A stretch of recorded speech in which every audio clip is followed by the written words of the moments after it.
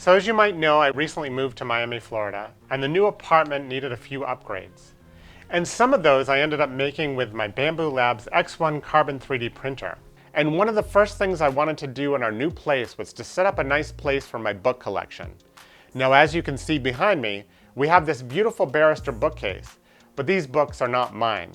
These belong to my wife, who is clearly smarter and much more cultured than me, but hidden away, far in the back of a closet in my office.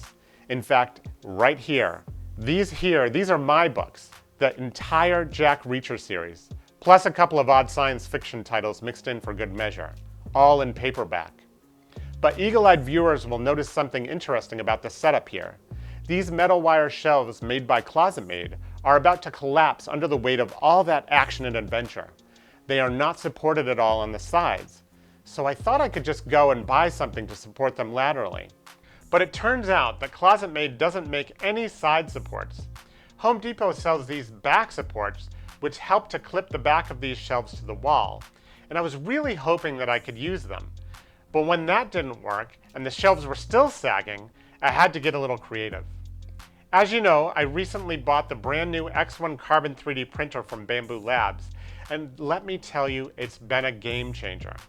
But I've also been tinkering with FreeCAD, which is an open source CAD software package, and I'm designing something pretty unique. So get ready to witness the power of rapid prototyping. Although in my case, the word rapid might be a bit of a misnomer. Hey everyone, this is Future Dan. I just wanted to let you all know that I've also been doing a lot of work on the Coinbot.com website. There you can find all of the STL files for the closet supports that I've been talking about in this video in case you wanted to download them and print them out yourself. And I also hope you'll leave some feedback about the website down below in the comments. So I started by firing up FreeCAD and sketching out several designs for the side supports.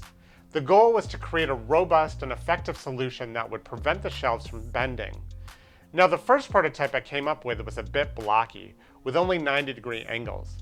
It was a solid starting point, but as you'll soon see, I made a couple of rookie mistakes.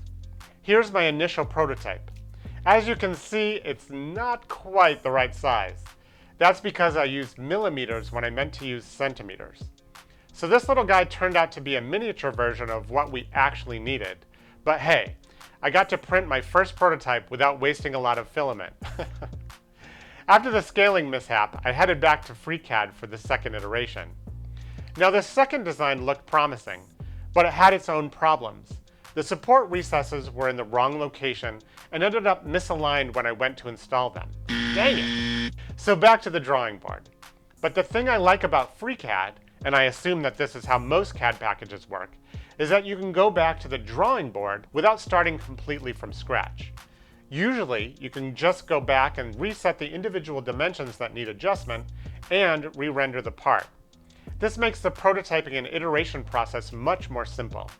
After changing a few dimensions and improving the design a bit, I was ready to print my third attempt. And it turns out that the third time is a charm. This design addressed all of the previous issues, and everything lines up perfectly. But I also added some finishing touches to make it both functional and more aesthetically pleasing.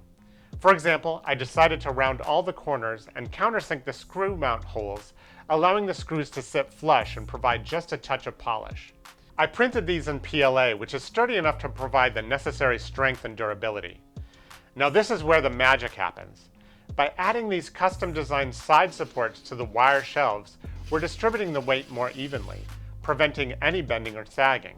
And just look at the transformation.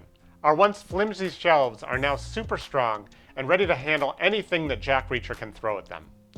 But you may be asking, what does any of this have to do with my coin sorting robot? Well, the design process for my robot is just a bit more complicated, but the steps are exactly the same. Prototype, iterate, refine, and repeat. And as you begin to prototype, the first step is to plan out your design.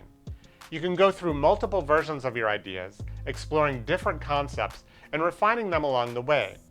But just keep in mind that the journey is often more interesting than the finished product, so just have fun. So my friends, stay tuned for the next part of our rapid prototyping adventure. We're going to refine our design, conquer the challenges of 3D printing, and inch closer to capturing stunning photos of pennies. For now, that's my 2 cents.